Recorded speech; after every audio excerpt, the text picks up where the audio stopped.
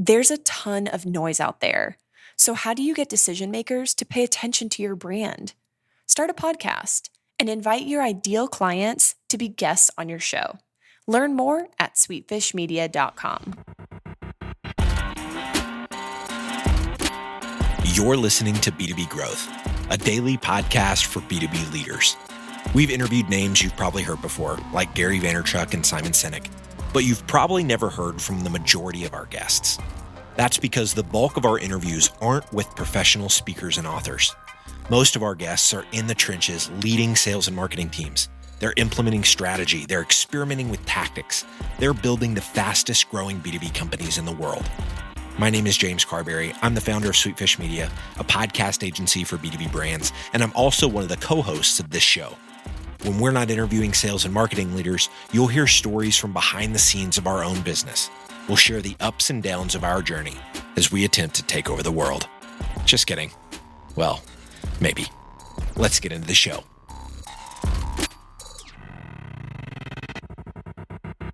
Welcome back to the B2B Growth Show. This is another episode of the content-based networking series, and I am extremely excited to talk to my friend Eric Olsen today. Eric is the AVP of Marketing at Helix Education. Eric, how you doing today, man? James, terrific to be with you. We've gotten to hang out a couple different times in your backyard in Salt Lake City.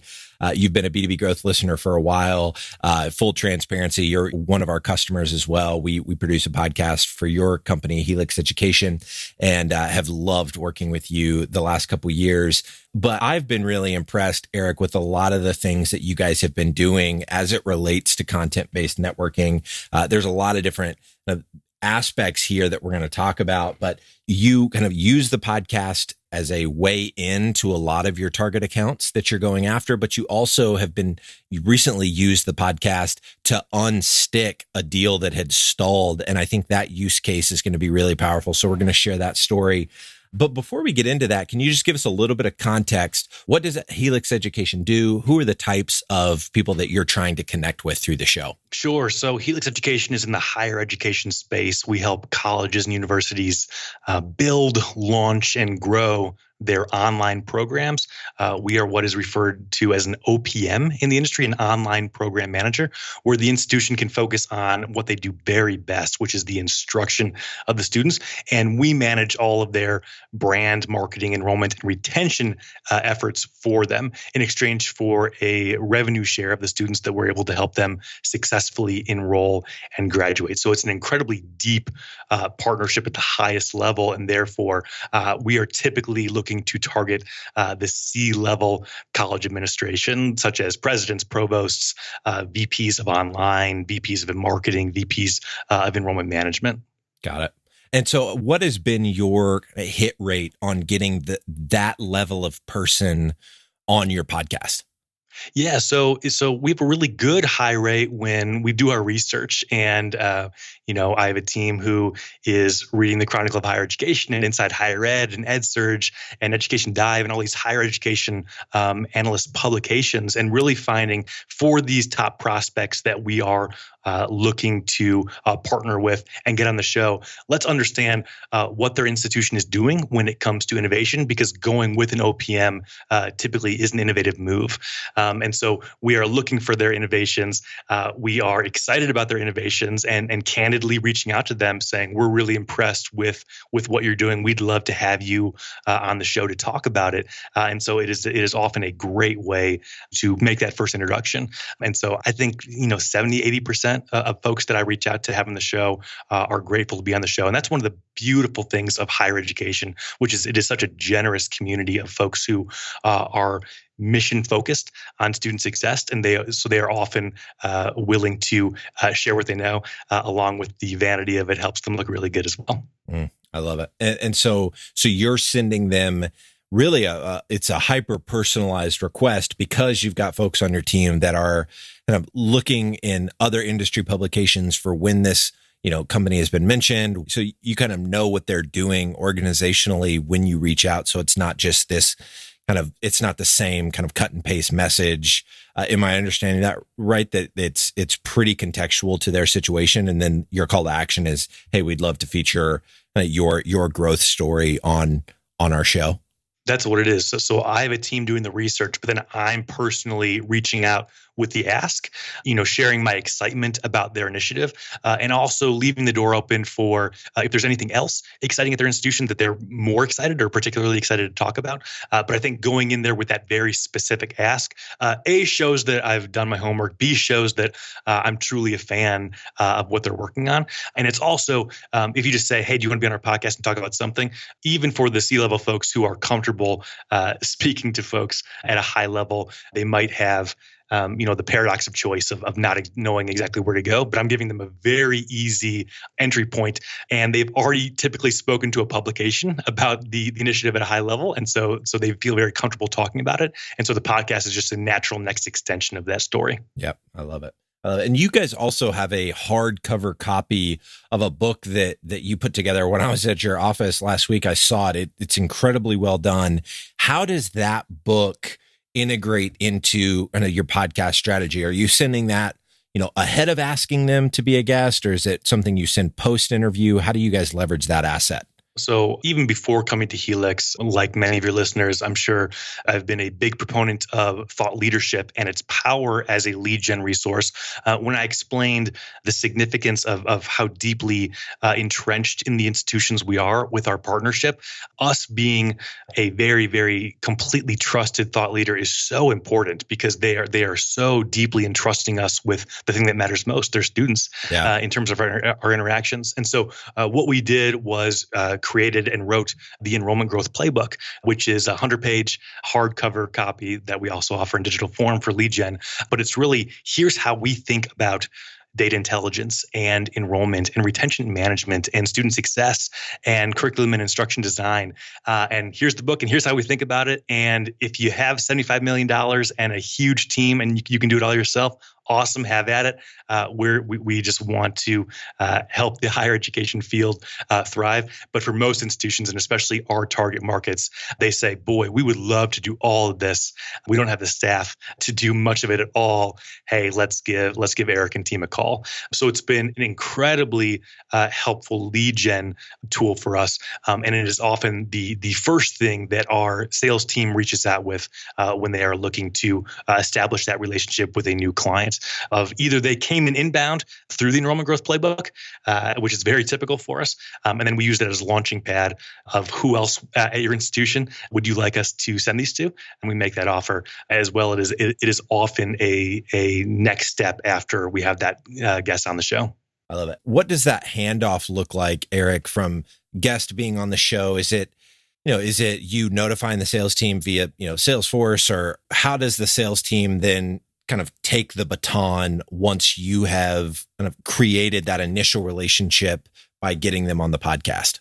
Yeah, and so it often comes two ways. Many times it is that the initial podcast ask was that first step for us, and that the sales team has not had a conversation with another contact at that institution other than myself.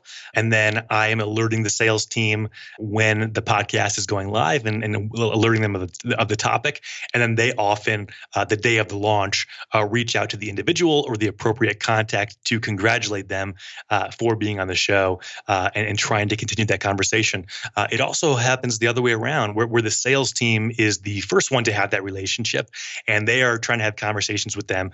And in order to extend that relationship throughout Helix, they recommend that guest be on the show and introduce them to me. So it works both ways. And so that leads us to the story that you told me while I was in Salt Lake City last week or a couple weeks ago, where you guys had, I don't know if it was an inbound lead or you guys had a deal or an opportunity that you guys were working, and it had kind of stalled out a little bit. And so you said, hey, let's reach out, let's get them on to the podcast and see if we can kind of reignite this thing. Can you walk us through that story? As soon as you said that, I thought, man, that's such a brilliant use case for podcasting, because I think a lot of times people use it as the first way in. They know nobody in an organization, so they ask someone there to be a guest on the show, and that's kind of the first point of entry, which you guys are doing that, obviously. But this use case, I think, is really unique. And so I'd love to hear you explain that story for us.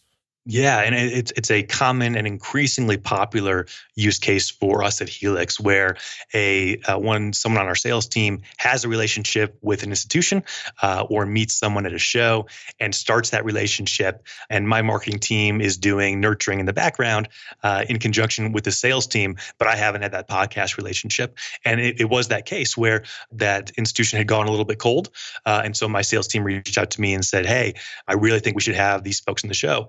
So my team did a little bit of research. We found for our primary contact a really cool initiative he had been working on about 6 months prior. And so our sales team made that cold introduction to myself, said that I was just impressed when I had read the story and would love to have him on the show. We had him on the show. He and I had an hour-long conversation after the episode was finished recording. We just got along really well because he's a really exciting, innovative player in higher education.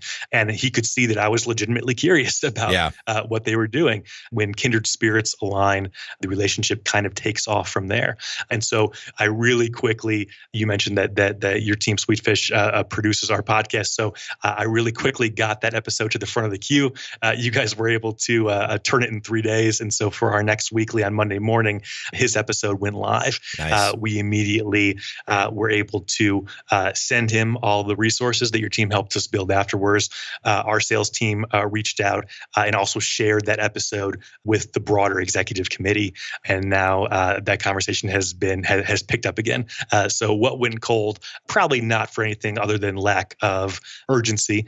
Is now rapid fire again, just because we found a good excuse to get top of mind. I love it. And when you shared that story, I thought, man, that's something that I wish more people understood about the power of, not just podcasting, but any sort of content collaboration has that type of power. I think podcasts are super efficient. And I think honestly, it's one of the easiest ways to do content collaboration. So that's why we're bullish on it. But I love that you shared that story. You guys are doing a couple other things that I think are super interesting. One, the type of videos that you guys produce for each one of your episodes are really compelling. And then the second one is you guys use a specific resource to send gifts to your guests after you've had them on the show that I want you to talk through as well. But can you first touch on the videos and how you pull those off and just explain to listeners kind of what they are? Because it's not the standard kind of talking head video that we see all over LinkedIn today. Yeah, this came about because we found it's fairly hard to share audio over social media. There are a lot of cool tools now that allow you to put a background image and have the kind of, sonic wave image. So it gets people's attention, but long form audio over social media tends to be difficult. And so what we tend to do, even though our episodes are typically, similar to yours, 8, 10, 15 minutes long, what we do is we create an animated 60 to 90 second highlight reel of, what is the best aha moment that guest gave. Yeah. And so what we do is we utilize the software tool Go Animate, which enables you to animate the guest in a very like life a cartoon way. And we use this outsourced animation team to really quickly, create these 90-second highlight reels where we provide them with the script and the audio, and they're able to, recreate the scene of this new academic initiative or this new corporate partnership idea. And it really creates especially for when we're dealing with a C-level higher ed admin, the 15-minute podcast is a big ask for them, even though we believe it's incredibly high value. They all got 90 seconds. And so what we really want to make sure is that, we are giving the heart aha moment to people in as short and concise of a way as possible. And so while from a communication standpoint, there's just incredible benefit and value of that short form content, from a podcast guest standpoint, they are always elated to be a cartoon character for the first time in their life. Yes. It is also one of those things that is almost impossible for them not to reshare with their network. Yep. So we love doing it from the content standpoint. From the virality and the social sharing standpoint, it's a complete no-brainer for us. No, when I started seeing you guys do those, I thought, oh my gosh, That is brilliant. And we still have not quite figured out how to operationalize it with our daily show yet, but it's something that every time I hear you talk about it, I think, man, we got to figure that out. So I love James. I love that you guys are doing that. And then I want to share the resource that you guys are using to send kind of customized gifts to each guest that you're having on the show. Can you talk to us about that? Yes. And this was a tip I got from yourself and B2B Growth. So we utilize a platform called Alyce.com, ALYCE.com. It is a personalized gift recommendation service based on the guest's social sharing. So what you do is, the second I have the person on the show, I log into Alyce.com, I give them the guest's email address, and they quickly find that person on social media and reply to me typically within an hour or less and say, hey, that guest is a huge Lakers fan. We suggest you get them a LeBron ball jersey or a Lakers jersey. Yeah. Yes, if it's a president and you can afford that gift. Yeah. And so when we originally started doing this, we were very nervous that it was going to come across crazy Big Brother-ish. But what it comes off as is incredibly useful gifts that the people actually love. Yeah. And so the only feedback I've gotten so far in terms of Big Brother is one guy who actually similarly was a Lakers fan, and we got him a Lakers duffel bag.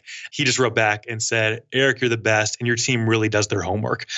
So they understand that their social lives are fairly public, and that I think they assume that it is my team who's just doing their homework. But Alyce.com saves me that time. So it's a huge win after the interview. I love that. Eric, it's been as I've been doing more of these interviews, it's a consistent theme that there has to be a genuine care for the person that you are collaborating with. And I think you exude that care and thoughtfulness for each of the guests that you're collaborating with, each of the folks that you're asking to be on your show.